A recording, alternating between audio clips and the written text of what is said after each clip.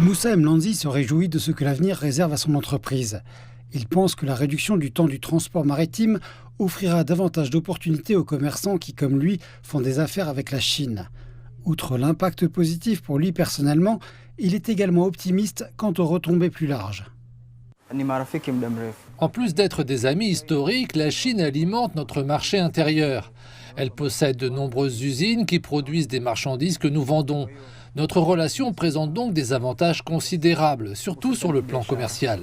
La nouvelle route commerciale maritime directe entre la Chine et la Tanzanie est longue de 8 591 km. Outre les opportunités qu'elle offre aux deux pays, la nouvelle route devrait également profiter à l'ensemble de la région de l'Afrique de l'Est. 8 autres pays enclavés utilisent également le port de Dar es Salaam. Les experts estiment que pour tirer le meilleur parti de cette opportunité, il reste encore beaucoup à faire. La Tanzanie doit disposer d'un avantage concurrentiel. La Tanzanie doit encore faire beaucoup pour améliorer son efficacité dans le port si elle veut capitaliser sur cet avantage des routes commerciales directes. L'amélioration des infrastructures est considérée comme un élément clé pour stimuler cette efficacité. Or, des améliorations sont déjà en cours, notamment un projet d'agrandissement du port de 440 millions de dollars qui permettra à des navires plus grands d'accoster.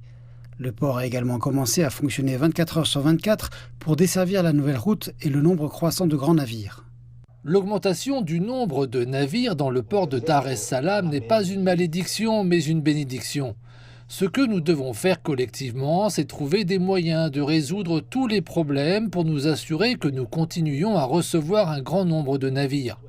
Personnellement, je ne souhaite pas que seuls quelques navires arrivent. Je souhaite qu'il y en ait un grand nombre.